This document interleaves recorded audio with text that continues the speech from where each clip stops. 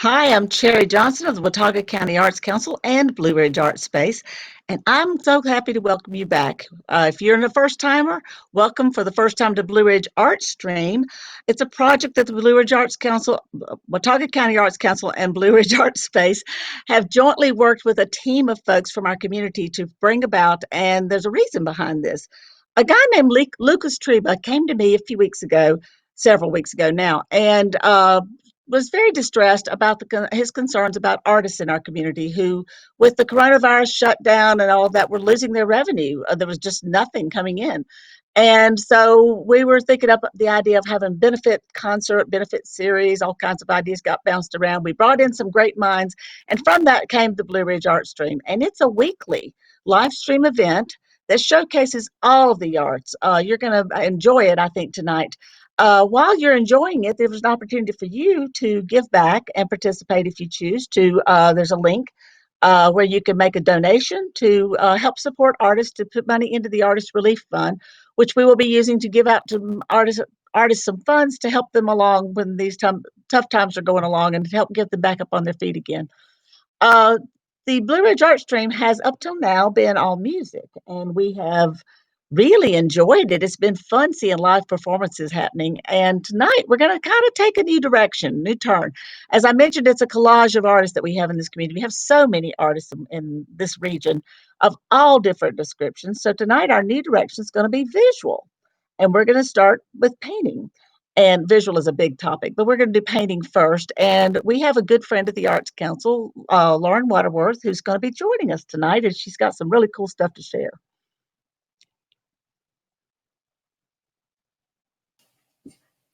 There she is. Hi, Lauren. Hi, how are you? I'm good. How are you? Good. I see you're wearing pink flowers. It makes me think of things that you like. Yes, rhododendron.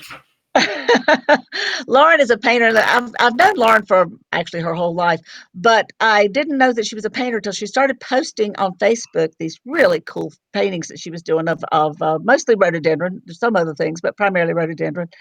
And so we got a little better acquainted and got into this whole connection and got her talking about the things she does. Now, Lauren also has besides rhododendrons themselves, you love plein air painting. I do.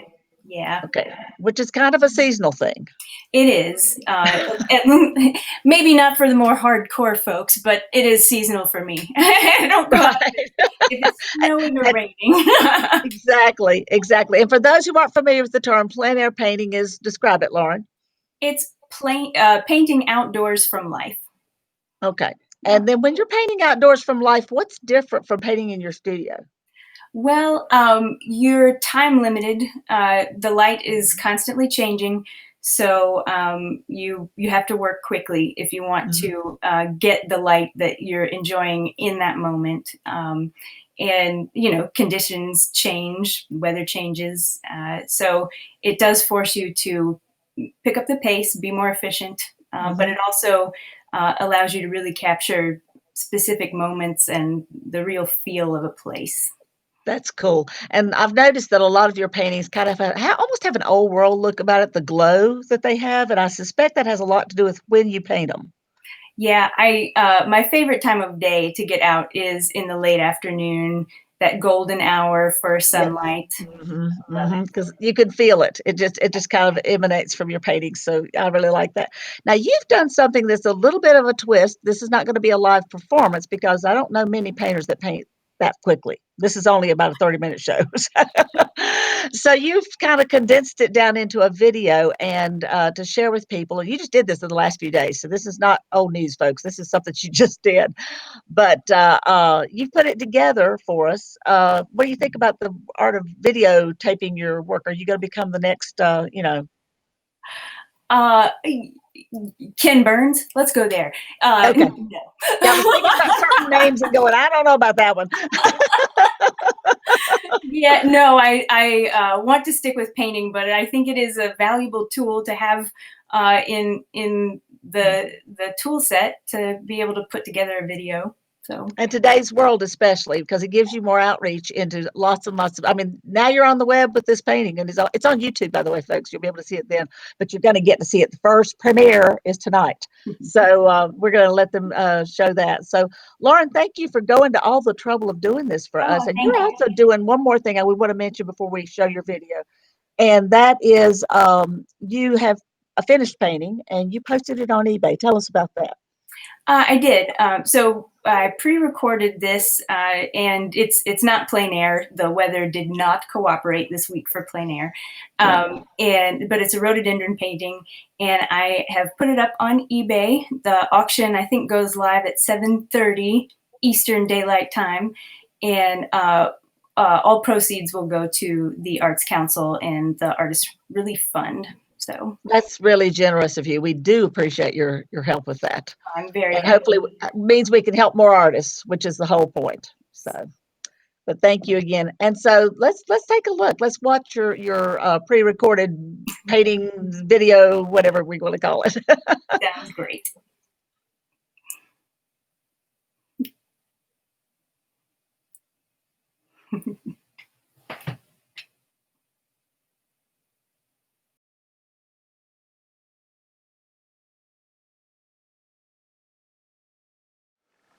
Hi, my name is Lauren Waterworth. I will be doing a painting demonstration for you this evening.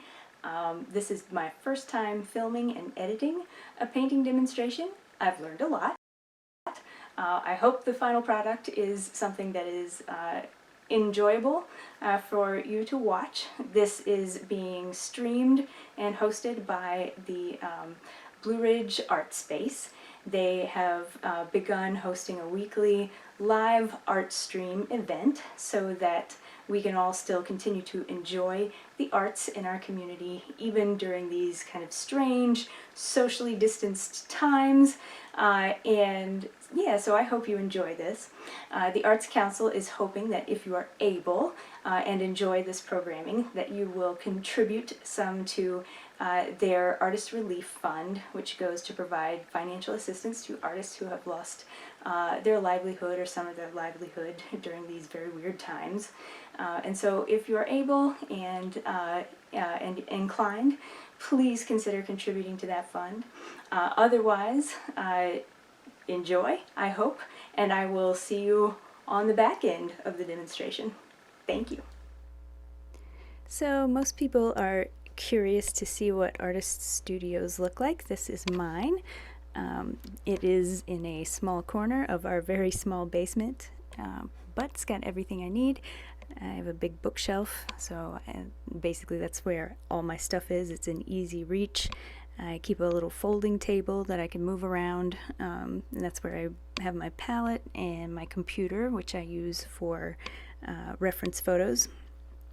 Lots of canvases strewn about, variety of light sources, so really everything I need. This is definitely my happy place. It is not glamorous, but it does the job.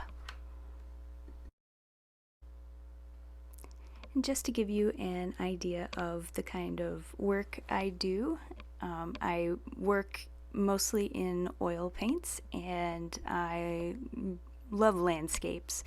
I particularly love plein air painting, which just means I like to paint outside from life. And the image you're seeing right here is a plein air painting I did at the carriage trails at Moses Cone last summer or the one before. And here's another plein air painting that I did along the Glen Burnie Trail in Blowing Rock a few summers ago when the white rhododendron were in bloom. I have a special love for rhododendron. I'm a little bit obsessed with them. Here's another painting. Started out plein air, finished in studio from the trail up on Roan Mountain. And it is getting on rhododendron season again, and I am anxious to paint these things. I just love those big pink blooms. And in fact, today's painting demonstration, our reference photo, is going to be some rhododendron from my yard. So that's what we're looking at here. I chose this image because I really like the composition, that big, large, bubblegum pink blossom right up front, and you can see the other blossoms in the bush kind of behind it. Gives the impression that this thing is just loaded with pink blooms, as it is. The lighting in this image is pretty overcast, so there's not a huge amount of contrast, which actually to me makes it kind of challenging. I'll really have to focus on getting those pinks right, which is not easy, and all that green on the foliage is also a challenge. So cross your fingers, see how it goes. So this is the value sketch I did to prepare for this painting. I try to always do a few of these before I get started, whether I'm in the studio or painting outside. And the purpose is to make sure you've got a good solid composition, that you're thinking about how value is going to create some drama, and where your focal point is going to be, how your viewer's eye is going to move through the image.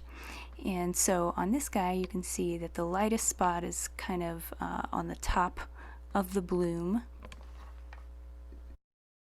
The lighting is kind of coming a little bit from the back, so it's slightly backlit, and again, it's overcast, so there's not a huge amount of contrast. The contrast is really going to come from the complementary colors of that bright candy pink and the green foliage. Okay, and I think most people like to know what's on your palette, so the colors I'm going to be working with for this, there's my reference rhododendron photo, are, so we'll start over here, cobalt turquoise light, we've got cobalt blue, ultramarine, burnt umber, quinacridone magenta, cadmium red, titanium white, cadmium lemon, cadmium yellow medium, Indian yellow, which I haven't worked much with, I'm trying to branch out, going a little crazy, and burnt sienna. I'm going to be using a canvas that has already seen some paint before. I've just done kind of a quick sketch. It's awful, truly terrible, but it makes for a great underpainting, and I like to turn these upside down so I don't get confused. First things first though. Alright, so let's see how it goes. So I'm starting out with a rough line sketch of this rhododendron blossom, and I'm doing this so that I kind of give myself like a road map, not quite paint by number, but yeah, I want to know where I'm putting stuff, and use this also to make sure I get my proportions right, and a little bit to establish the values. And to do this, I'm using a mix of French ultramarine blue and burnt umber, thinned down with linseed oil. And then next I'm going to block in the dark and mid-tones for the leaves and background. And for the leaves, I'm using a mix of that same French ultramarine blue and burnt umber, and adding in a little bit of cadmium lemon so that it reads as green. This is a very dull green. I'm even mixing in some of that Quinacridone Magenta so that it's really dulled down. You don't want to use real green when you're painting foliage. It just winds up looking cartoonish. So I haven't used any white yet at this point in the painting. Once you start adding white, it's really hard to go back and get dark colors. So I'm holding off on any white until later in the painting when I get to use more fun colors. Okay, so I've put in a thin layer of kind of really dulled down green. The reward for slogging through all of that green is that we're going to add some pink. So the pink that I'm using for rhododendron, the kind of the base color is Quinacridone Magenta. It's a really gorgeous, transparent, violet, red, impossible color, and it mixes really beautifully with blues like French ultramarine or cobalt, or even that cobalt turquoise that I have on my palette. And it also mixes well on the other end of the spectrum. It mixes really well with yellows to produce a red and orange. So I love this color. It's great for rhododendron. It's a good unifying color for them. You might have noticed that I've started in with a little bit of white. I've added just a touch of white to the Quin Magenta, and that changes it to an opaque color, and so I'm able to start filling in some of those lighter sections of the blossom. But a little white goes a long way, especially in an image like this where there's not a really high contrast. So I'm being super cautious, or trying to, about how much white I add. And you can see I'm starting to add in the highlights here, like really try to play up those lighter petals and capture that sort of backlit or the backlighting there, kind of creating a little halo of light pink, and adding some touches in the background as well.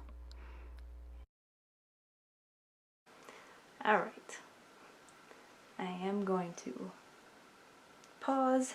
It's quite late.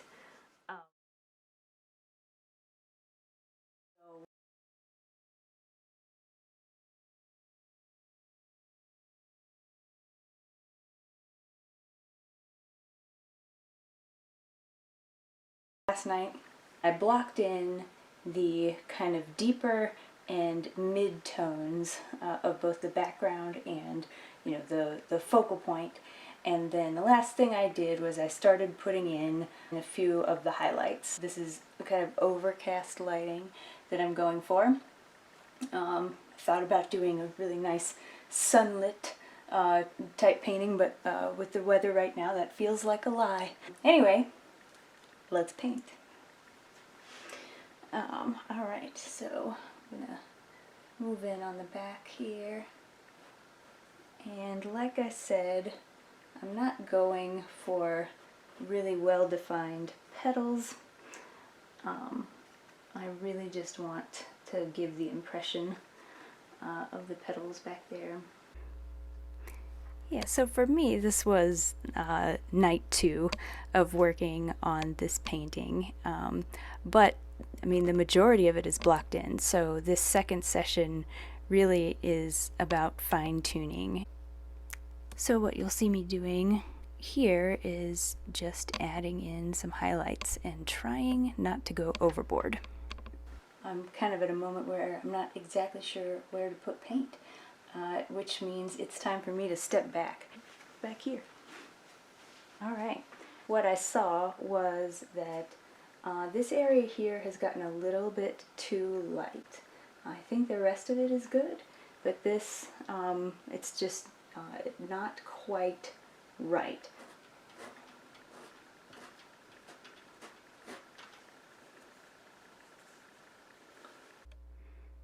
So what I'm doing here is just pulling that paint off the canvas with a washcloth and toning it down just a little bit, and working hard to not work too hard, right?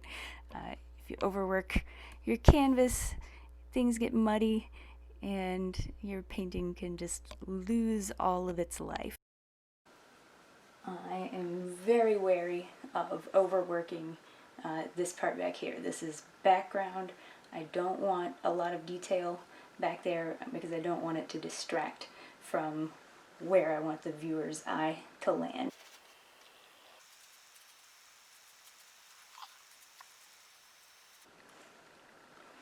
I think by the time you all see this video, the rain will have stopped. I hope.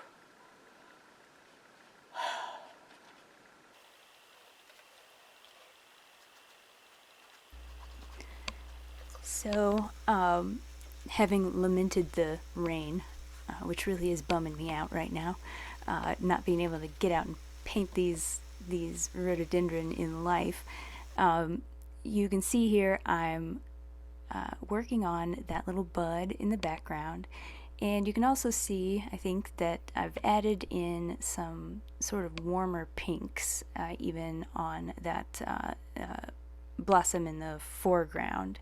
And I did that just by adding a tiny little bit of cadmium lemon to the Quin Magenta. When the light filters through these big blossoms, which it does, you know, because they're large and kind of translucent, it gives this really lovely, warm coral color that I've worked really hard to figure out how to concoct. And now I'm sharing my secret with you.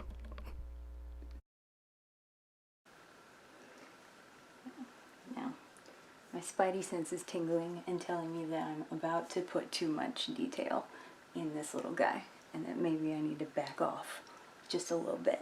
One thing that I think I can do to kind of make sure I'm not going too detailed on this is I move back up a brush size, or sometimes change brush shape. So I was, what was that, a number 4? No, I was all the way down at a number 2. So I'm backing up to a number 4, and I'm going with a bright instead of a round. So I'm moving back now into working on the greens, and the green on that bud I'll wind up going back and lightening that up even more in a bit. And that green is tricky. It's really pale and yellow and then fades into almost an orange. But first I'm about to be interrupted. That's my daughter. I'll be back. Kids. This is when I do most of my painting, this time of day. I am a night owl though, so it works. Unless the 5-year-old insists that I go up and snuggle her. Fingers crossed. I'm going to be working on the leaves for a while now. It's really important to vary your shades of green to create good variety, but the challenge is to make them still unified. They should all still be the same shade, while also being varied. And of course, trying to get those highlights on the leaves without going overboard. I really like the way that big one on the bottom center is turning out though. And I have to fight putting in more contrast on those leaves than there should be. It's easy to do, or to overdo. So you might notice that I'm kind of adding and then taking back, adding and then taking back, and trying to kind of work evenly across the canvas. And now you can see I've transitioned back to working on the flower. And at this point what I'm doing is trying to add a little bit more detail to those 3 blossoms at the front of that ball, because those are going to be my focal point, you know, where the viewer's eye is going to land first. And what I'm doing is basically going in and almost outlining them again with Quin Magenta, just to get a sharper edge on them. And then I will be going back and, I've added that darker magenta, and now I'm going to take it back away. And so I kind of created a harder edge, but now I'm going to soften it up and lighten it back down.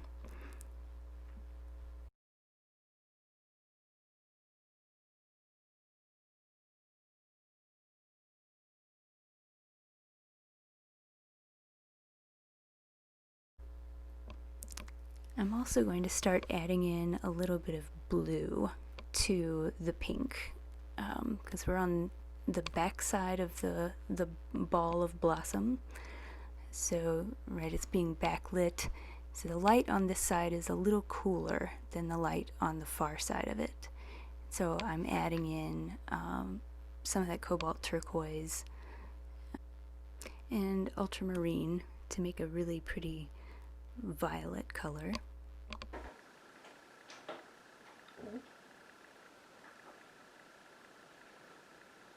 Hello? What do you think? Looks great. I like the dark pink on it. Because that shade blending in with the light pink is cool. Thank you. Thanks, Mom. All right, we need to get you back to sleep, don't we? All right, so I'm back filming, and it's the morning now. Yeah. So I'm gonna finish up the details and then hopefully edit this thing into an enjoyable experience.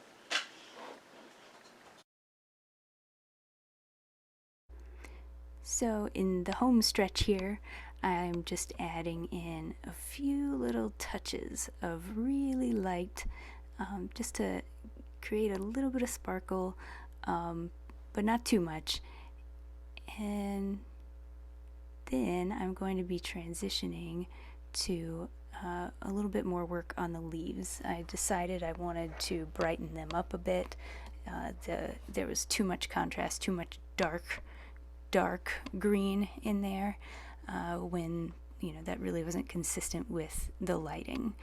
That green was very bright. I might even go back in, if I have time, and brighten it up some more after the fact. And you can see there I'm also adding little touches of blue, because I think it's always good to have a bit of a sky reference. Even when the sky isn't in your painting, it's being reflected around.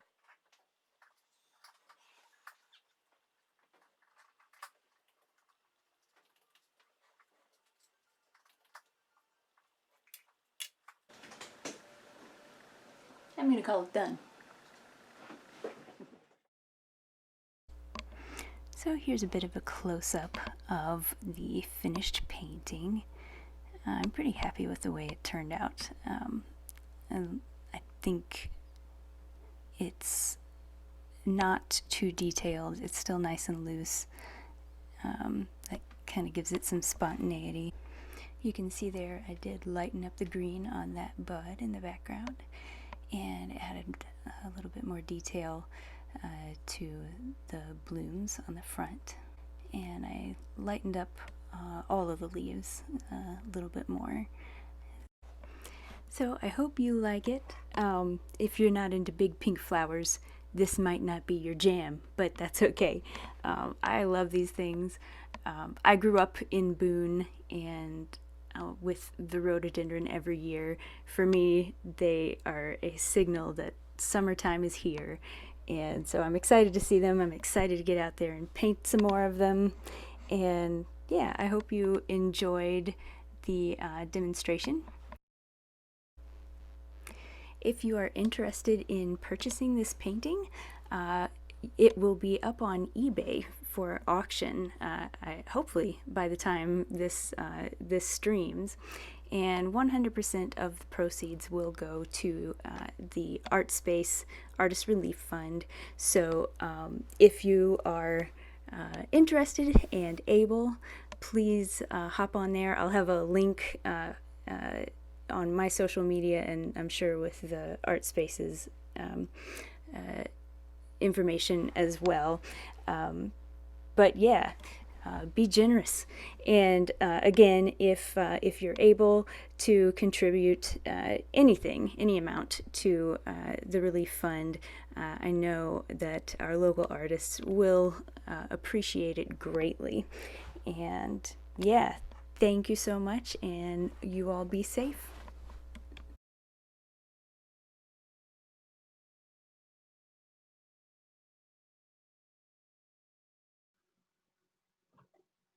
Wow, wasn't that fun? I don't know about you, but I really enjoyed. I enjoy watching a painter create something from start to finish. Makes my fingers itch. How about yours? Makes me want to get out and do something creative. Anyway, don't forget that you can own this painting. If you don't feel like you can create it, you can own it anyway. Lauren has posted it on eBay. She's donating the painting. She has posted it on eBay and put it on a link. The auction starts at 7:30 p.m. tonight and goes for 7 days. And so you can go and bid up people and $20 a bid and take yourself right on up the top. Or heck, just go put out $500 and buy the painting and be done with it. Also, don't forget you can make a donation to the Artist Relief Fund directly without owning a painting. You can still make a donation to the fund, and there is a link provided in the corner for that as well.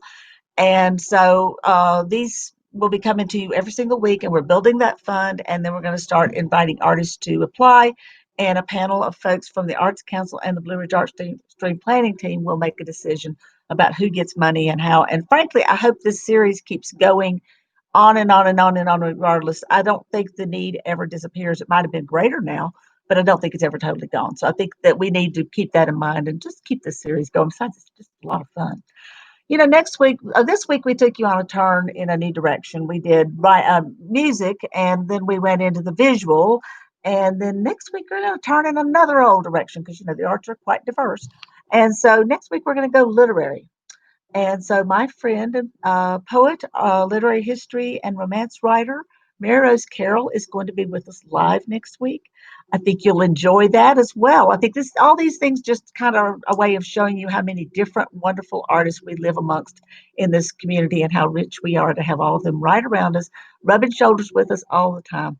And so I hope you'll come back next week. In the meantime, also stay in touch. The Arts Council has a new website, watauga-arts.org. You can check that out. Find information. You can watch little mini videos of interviews with other artists. Those have been on Facebook as well, but it's a little easier to see them on the website page. But go find out more about some other artists that may not make it to the screen on the live stream, but are still interesting and still somebody you'd like to know.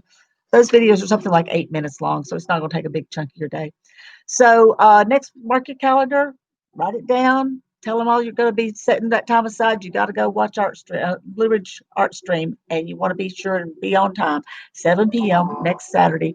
I am hoping to see you then.